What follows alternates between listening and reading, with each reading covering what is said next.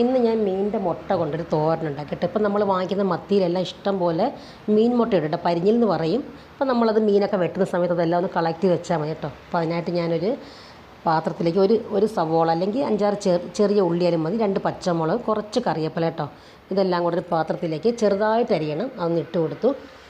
ഇനി അതിലേക്ക് നമുക്ക് ഓരോരുത്തരുടെയും പാകത്തിനുള്ള ഉപ്പ് ഇടണം. 1/4 ടീസ്പൂൺ മഞ്ഞൾപ്പൊടിയും 1/4 ടീസ്പൂൺ മുളക് പൊടിയുടെ ചേർക്കണം. പിന്നെ 1 ടീസ്പൂണോളം വെളിച്ചെണ്ണ ഒഴിച്ച് നമുക്കിതൊന്ന് ചെറുതായിട്ടൊന്ന് മിക്സ് ചെയ്യാം. മിക്സ് ചെയ്ത് നമുക്ക് ഒരുപിടി തേങ്ങയും കൂടെ അതിലേക്ക് ഇട്ട് കൊടുക്കാം. പിന്നെ ഇതെല്ലാം വീണ്ടും ഒന്നും കൂടെ നന്നായിട്ടൊന്ന് ഞെരടി ഒന്ന് യോജിപ്പിച്ചെടുക്കണം കേട്ടോ. അതിനുശേഷം നമുക്ക് നല്ലപോലെ കഴുകി വൃത്തിയാക്കി വെച്ചിരിക്കുന്ന മീൻ മുട്ട ഉണ്ടല്ലോ, പരിഞ്ഞിൽ, അത് അതിനകത്തോട്ടങ്ങ് ഇട്ട് കൊടുക്കണം. നമ്മളിങ്ങനെ മിക്സ് ചെയ്യുമ്പോൾ അതൊന്ന് പൊട്ടിപ്പോവുകയും ചെയ്യും കേട്ടോ. അപ്പോൾ ഇതൊക്കെ ഒന്ന് വേണം ഒന്ന് ഞെരടി എടുക്കാനായിട്ട്. ഇനി നമ്മളൊരു വാഴയിലേക്കകത്തോട്ടൊന്ന് കഴുകി വാട്ടിയെടുത്തിട്ട് ഈ കൂട്ടെല്ലാം അതിലേക്കൊന്ന് ഇട്ട് കൊടുക്കണം. നമ്മൾ പൊതിച്ചോറൊക്കെ ഇട്ടത്തില്ല, അതുപോലെ ഒന്ന് മടക്കിയെടുക്കണം കേട്ടോ.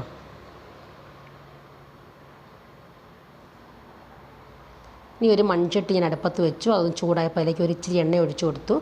ഏതെണ്ണയാലും കുഴപ്പമൊന്നുമില്ല. ഒന്ന് സ്പ്രെഡ് ചെയ്തതിന് ശേഷം നമുക്ക് ഈ പൊതി അതിലേക്ക് വെച്ച് കൊടുക്കുക. പിന്നെ ഒന്ന് അടച്ച് വെക്കണം. ഒരു 2-3 മിനിറ്റ് ഒരു ചെറിയ ഫ്ലെയിമിൽ വേണം ഇതൊന്ന് ആവി കയറ്റാൻ.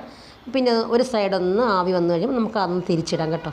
അപ്പോൾ 2 സൈഡും ഇങ്ങനെ തിരിച്ചും മറിച്ചൊക്കെ ഇട്ട് നമുക്ക് തോരൻ തയ്യാറാക്കി എടുക്കാം. ഇടയ്ക്ക് നമുക്ക് നോക്കാം, വെന്തോന്നൊക്കെ നോക്കാം കേട്ടോ. വെന്തിട്ടില്ലെങ്കിൽ പിന്നെ ഒന്നും കൂടെ ഒന്ന്, ഞാനിപ്പോൾ ഇളക്കിയപ്പോൾ വെന്തില്ലായിരുന്നു, അപ്പോൾ ഞാൻ വീണ്ടും ഒരു 2-3 മിനിറ്റ് വീണ്ടും അതുപോലെ തന്നെ ഒന്ന് ഇട്ടിട്ട് അടച്ച് വെച്ചു. പിന്നെ തിരിച്ചും പിരിച്ചൊക്കെ ഇട്ട് ഒരു 2-3 മിനിറ്റ് ആയപ്പോഴത്തേക്ക് തോരൻ ഇവിടെ തയ്യാറായി കേട്ടോ. നല്ല ടേസ്റ്റാണ് കഴിക്കാൻ കേട്ടോ.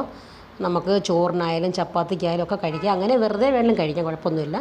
അപ്പോൾ നല്ല കിടിലിന് സ്വാദിലൊരു മീൻ മുട്ട തോരൻ ഇവിടെ തയ്യാറായി.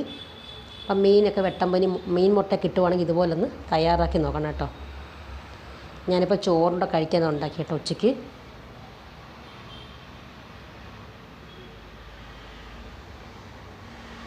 അപ്പോൾ വീഡിയോ ഒക്കെ ഇഷ്ടമായി എന്ന് വിചാരിക്കുന്നു. അപ്പോൾ